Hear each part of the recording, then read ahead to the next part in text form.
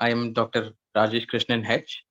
Today we will be looking into the latest updates in hypertension. So as per World Health Organization, nearly 63% of total deaths in India are due to non-communicable diseases, of which 27% are attributed to cardiovascular disease, which affects around 45% of people in 40 to 69 age group. Raised blood pressure is among the most common risk factors for cardiovascular diseases. Moreover, it remains poorly controlled due to low awareness about hypertension, which is basically high blood pressure, and lack of appropriate care through primary care and follow-up. So poor follow-ups also play a role. In India, the prevalence has also gone up for over 30 years to 38% in men and 32% in women, from 29% to 28%. So despite that, nearly half of the people, or 51% of men and 41% of women with hypertension, were unaware of the condition. Additionally, over 62% of the men and more than 53% of women living with hypertension did not get treatment. Medication was used to control blood pressure with fewer than 1 in 5 men and 1 in 5 women in hypertension worldwide. International Society of Hypertension has released the ISH 2020 Global Hypertension Practice Guideline, where the inclusion of optimal and essential treatment paradigms affects to be addressing the issue, that is the source poor settings. Optimal care refers to the evidence-based standard of care, whereas essential standards refer to minimal standards of care to allow specifications of essential standards of care for low resource settings. So basically, that point was supposed to be for the standards and setting for hypertension, which then relates to better control. So acute respiratory distress syndrome is a potentially fatal condition involving lung damage, and experts often associated with severe COVID-19. A recent study which appears in Journal of American College of Cardiology reports that metoprolol, a drug, can reduce lung inflammation and improve respiratory function in people with COVID-19 induced acute respiratory distress syndrome, which is also an antihypertensive drug.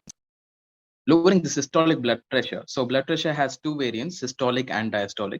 So lowering the systolic blood pressure down to 110 to less than 130 range substantially reduces the cardiovascular adverse events in a randomized control trial, which is a STEP randomized control trial, affirming that the sprint findings or an older or Chinese population among around 8,000 patients ages 60 to 90 in China, the intensive target them to 26% of the composite CV risk.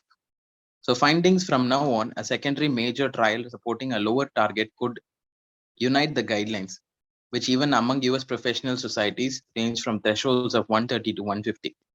So ideally, the blood pressure levels should be within 110 to 130.